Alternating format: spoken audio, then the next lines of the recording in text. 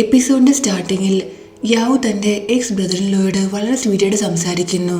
നമ്മൾ തമ്മിലുള്ള ബന്ധം ഇത്ര പെട്ടെന്ന് അവസാനിക്കുമോ? ഒന്നുമില്ലെങ്കിലും നമ്മൾ ഒരേ ഫീൽഡിലല്ലേ. സോ എന്റെ ഭാഗത്തുനിന്ന് സോറി ആയിട്ട് ഈ ഡ്രിങ്ക്സ് സ്വീകരിക്കാൻ പറഞ്ഞ് അവൾ 2 ഡ്രിങ്ക്സ് അവന് കൊടുക്കുന്നുണ്ട്. അതിനുശേഷം കോർട്ടിന്റെ പ്രൊസീജിയർ വീണ്ടും സ്റ്റാർട്ട് ചെയ്യുന്നു.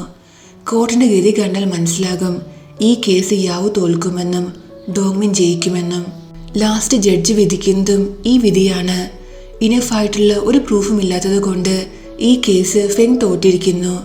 ജയിച്ചിരിക്കുന്നത് മിസ്റ്റർ ലൂ ആണ്. നിങ്ങൾക്ക് അപ്പീൽ കൊടുക്കണമെങ്കിൽ 5 ഡേയ്സിനുള്ളിൽ കൊടുക്കണമെന്നും ജഡ്ജ് പറയുന്നു. മിസ്റ്റർ ലൂ സ്മൈൽ ചെയ്തുകൊണ്ട് വെളിയിലേക്ക് വരുന്നു. ഡോങ്മിനും ലൂവും വെളിയിൽ വന്നപ്പോൾ യാവു നേരത്തെ കൊടുത്ത് ആ ഡ്രിങ്ക്സ് അവിടെ ഇരിപ്പുണ്ടായിരുന്നു. സോ സെലിബ്രേഷനായിട്ട് 2 പേര് ഡ്രിങ്ക്സ് കുടിക്കുന്നുണ്ട്. അവർ ആ ഡ്രിങ്ക്സ് ഫുൾ കുടിക്കുന്നില്ല. ബാക്കി ഡ്രിങ്ക്സ് എല്ലാം ട്രാഷ് ക്യാനിൽ ഇട്ട ശേഷം അവർ അവിടെ നിന്ന് പോകുന്നു. അവർ വെളിയിലേക്ക് വരുമ്പോൾ ഒരു മെഡിക്കൽ ടീം അവിടേക്ക് വരുന്നുണ്ട്. യാവു ആണ് അവരെ വിളിപ്പിച്ചത്. മിസ്റ്റർ ലൂ കുടിച്ച ക്യാൻ അവർ ട്രാഷിന് എടുക്കുന്നുണ്ട്. എന്നിട്ടത് എക്സാമിൻ ചെയ്യുന്നു. ഇത് കണ്ട് ഡോങ്മിനും അവിടേക്ക് വരുന്നു. ഇതെല്ലാം യാവു ചെയ്യുന്നത് മിസ്റ്റർ ലൂവിന്റെ സലൈവയുടെ സാമ്പിൾ എടുക്കാൻ വേണ്ടിയാണ്. സോ DNA ടെസ്റ്റ് ചെയ്ത് മിസ്റ്റർ ലൂ ആണ് ആ കുട്ടിയുടെ ഫാദറിന് അവൾക്ക് പ്രൂവ് ചെയ്യാൻ പറ്റും. DNA ടെസ്റ്റ് ചെയ്യാൻ മിസ്റ്റർ ലൂ തയ്യാറാകാത്തതുകൊണ്ടാണ് ഇങ്ങനൊരു വഴി അവൾക്ക് സ്വീകരിക്കേണ്ടി വന്നത്. കോർട്ടിന്റെ ഫ്രണ്ടിൽ എല്ലാവരും കൂടി വഴക്കടക്കുന്നു. ആ മെഡിക്കൽ ടീമിന്റെ കയ്യിൽ നിന്ന് തന്റെ സാമ്പിൾ പിടിച്ചു വാങ്ങാനായി മിസ്റ്റർ ലൂ ശ്രമിക്കുകയും ചെയ്യുന്നുണ്ട്. അപ്പോൾ ഫെങ് ഫ്രണ്ടിലേക്ക് വരുന്നു. എന്നിട്ട് മിസ്റ്റർ ലൂവിന് നല്ലൊരു അടി കൊടുക്കുന്നുണ്ട്. എന്റെ കുട്ടിയുടെ ഫാദർ നിങ്ങളാണെന്ന് പറയാൻ എനിക്ക് നാണക്കേടാകുന്നു. ഫെങ്ങിന്റെ ഈ രൂപം കണ്ട് മിസ്റ്റർ ലൂവും ഷോക്കായിട്ട് അവളെ നോക്കുന്നു. എന്തായാലും മെഡിക്കൽ ടീമിന്റെ കയ്യിൽ നിന്ന് തന്റെ സാമ്പിൾ പിടിച്ചു വാങ്ങാൻ മിസ്റ്റർ ലൂവിന് കഴിയുന്നില്ല. ഇതെല്ലാം നീ മനഃപൂർവ്വം ചെയ്ത ട്രാപ്പ് അല്ലേന്ന് ഡോമിൻ യാവിനോട് ചോദിക്കുമ്പോൾ താങ്കൾ എന്താണ് ഈ പറയുന്നത്? താങ്കൾ എൻ്റെ എക്സ് ബ്രദറിൻലോയാണ്.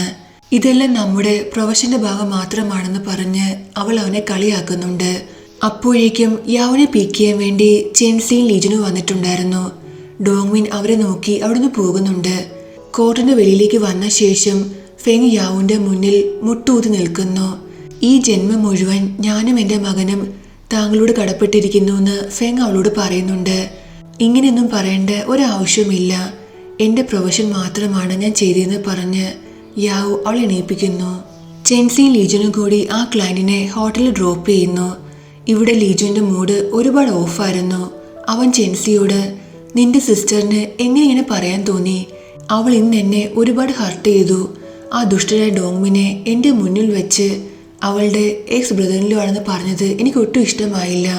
അവൾ ഇങ്ങനെ വീണ്ടും എന്തെങ്കിലും ചെയ്യുകയാണെങ്കിൽ ഞാൻ അവളുടെ സാലറി കട്ട് ചെയ്യുന്ന കാര്യം അവളോട് പറയാൻ വേണ്ടി അവൻ പറയുന്നുണ്ട്. ഇവിടെ കോർട്ടിൽ യാവുനെ വിളിക്കാനെ വന്നിരിക്കുന്നത് നമ്മുടെ ഹീറോയാണ്. ക്യുവാൻ വളരെ സാഡായിരുന്നു. അവൻ യാവുനോട് സാരമില്ല, ഒരു കേസ് തോറ്റു എന്ന് പറഞ്ഞ് ലോകം അവസാനിക്കുകയൊന്നുമില്ലെന്ന് പറയുന്നുണ്ട്. എന്നിട്ട് അവളെ ചീറപ്പ് ചെയ്യാൻ വേണ്ടി നല്ലൊരു റെസ്റ്റോറൻറ്റ് ബുക്ക് ചെയ്യുന്നു. യാവുന്റെ ഫേസ് സാഡായിരിക്കുന്ന കാണുമ്പോൾ ക്യുവാൻ ആകട്ടെ എന്തൊക്കെയോ ആലോചിച്ച് കൂട്ടുന്നു.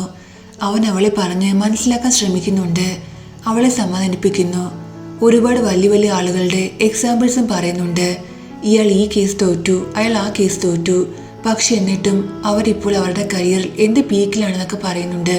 ക്യുവാന്റെ ഇത്രയും ഉപദേശം കേട്ട ശേഷം യാവു അവനോട് ഞാൻ ഈ കേസ് മനഃപൂർവ്വം തോറ്റയാണ്, കാരണം സെക്കൻഡ് ഫേസിൽ എനിക്ക് അപ്പീലിന് പോകാൻ വേണ്ടി.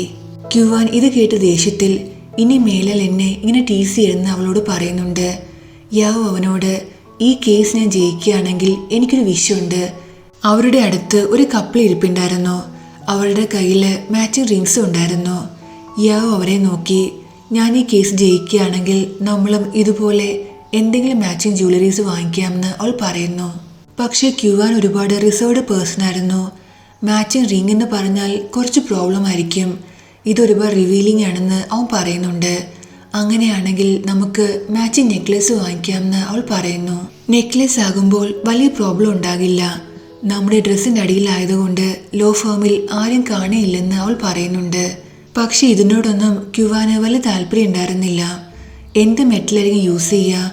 നമുക്കിത് കാരണം എന്തെങ്കിലും അലർജി സംഭവിച്ചാലോ എന്നൊക്കെ അവൻ ചോദിക്കുന്നു.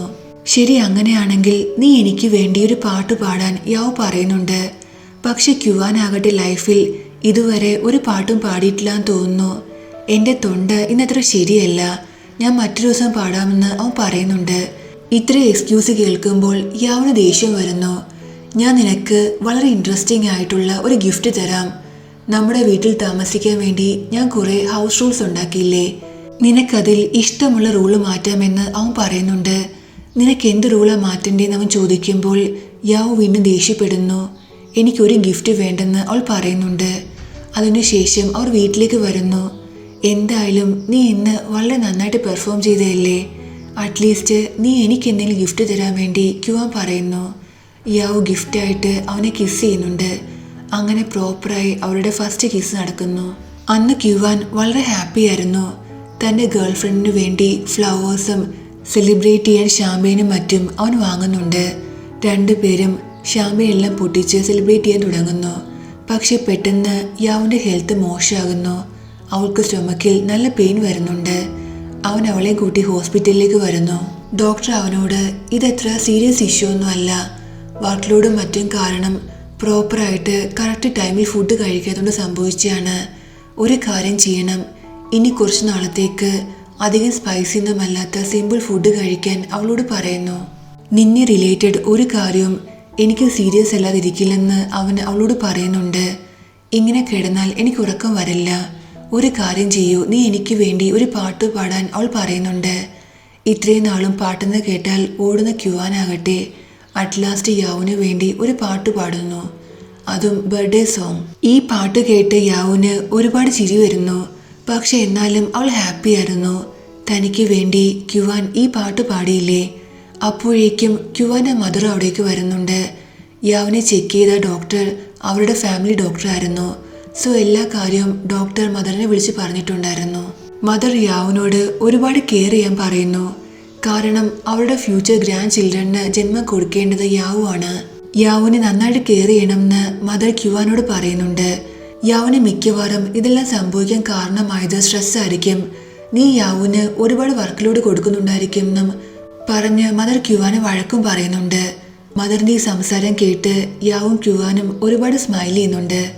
അതിനുശേഷം മദർ ഡോക്ടറിനെ കാണാൻ പോകുന്നു, തൻ്റെ ഡോട്ടറിലോ ആകാൻ പോകുന്ന യാവുൻ്റെ ഹെൽത്തിനെ കുറിച്ച് ചോദിക്കാൻ. യാവു സ്മൈൽ ചെയ്ത് ഇത് നിന്റെ മദറാണെന്ന് എനിക്ക് വിശ്വസിക്കാൻ പറ്റുന്നില്ലെന്ന് പറയുന്നു. എനിക്കും വിശ്വസിക്കാൻ പറ്റുന്നില്ലായിരുന്നു. ഞാൻ പലതവണ ആലോചിച്ചിട്ടുണ്ട് DNA ടെസ്റ്റ് ചെയ്യണമെന്ന്. ഇനി ഇവരെന്നെ അഡോപ്റ്റ് ചെയ്താണോ ചെക്ക് ചെയ്യാൻ. ഫൈനലി യാവു വീട്ടിലേക്ക് വരുന്നു. വന്ന ഉടനെ യാവുവിന് വേണ്ടി പൊറീജ് ഉണ്ടാക്കാൻ ക്യുവാൻ ശ്രമിക്കുന്നുണ്ട്, അതും നെറ്റിൻ്റെ ഹെൽപ്പോടെ. യാവ് വന്ന് നോക്കിയിട്ട് ഇതിൽ വെള്ളം കുറവാണെന്ന് അവനോട് പറയുന്നു.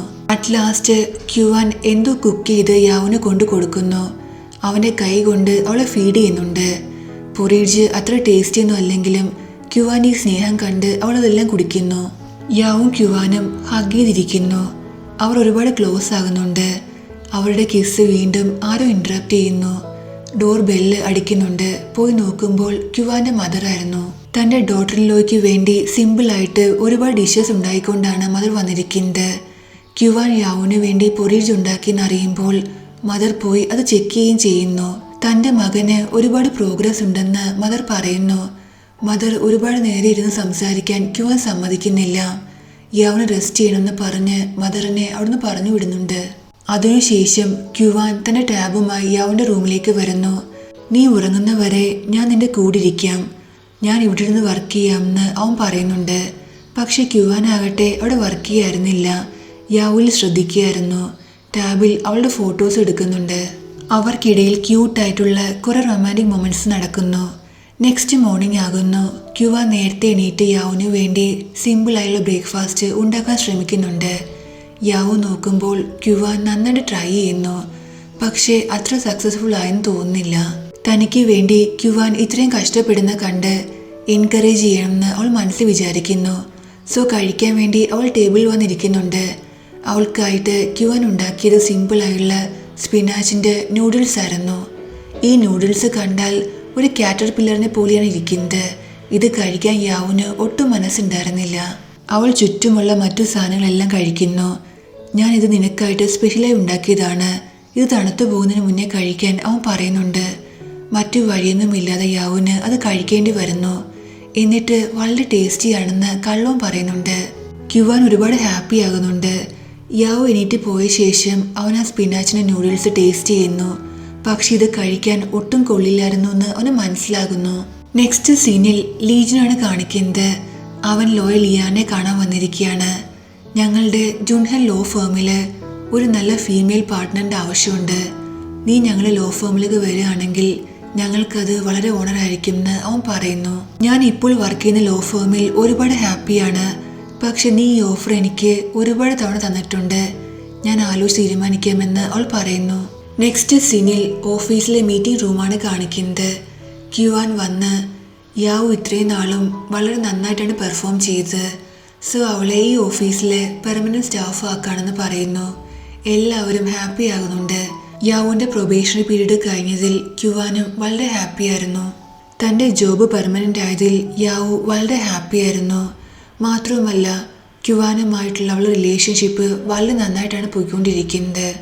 അവൾ ഹാപ്പിയായി ടിങ് കാണാൻ വരുന്നു. ടിങ് പറയുന്ന കാര്യങ്ങളൊന്നും അവൾ ശ്രദ്ധിക്കുന്നേ ഇല്ല. യാവുവിൻ്റെ മനസ്സിൽ ഫുൾ ക്യുവാനെ കുറിച്ചുള്ള ഓരോ ചിന്തകളായിരുന്നു. അതിനുശേഷം അവർ രണ്ടുപേരും സ്പായിൽ വരുന്നു. ടിങ് അവളോട്, നീ എത്ര നാളായിട്ടാണ് ക്യുവാൻ്റെ കൂടെ താമസിക്കുന്നത്? നിങ്ങളുടെ റിലേഷനിൽ ഒരു പ്രോഗ്രസ് ഉണ്ടായില്ലേ? നോക്കൂ, നീ എന്ത് ഇന്നസെൻ്റ് ആണെന്ന്. നീ ഒരുപാട് ഷൈയാണ്. മാത്രവുമല്ല ക്യുവാൻ്റെ മനസ്സ് ജയിക്കാനുള്ള ഓരോ വഴികളെല്ലാം ടിങ് അവൾക്ക് പറഞ്ഞു കൊടുക്കുന്നു. അപ്പോഴേക്കും യാവുവിന് ക്യുവാനെ കോള് വരുന്നു. നീ എൻ്റെ പേര് പറഞ്ഞ് അവനെ കാണാൻ പോകാതിരിക്കേണ്ട ആവശ്യമില്ല. ഞാൻ പോവുകയാണ്, നീ അവനെ കാണാൻ പോകാൻ അവൾ പറയുന്നുണ്ട്. സ്പായിൽ നിന്നും യാവു നേരെ പോകുന്നത് തൻ്റെ ബോയ്ഫ്രണ്ടിനെ കാണാൻ വേണ്ടിയാണ്. എന്നിട്ട് രണ്ടുപേരും ഒരുമിച്ച് ഷോപ്പിംഗ് ചെയ്യുന്നു. അവ ഒരുപാട് ഷോപ്പ് ചെയ്യുന്നുണ്ട്, ഒരുപാട് എൻജോയ് ചെയ്യുന്നു.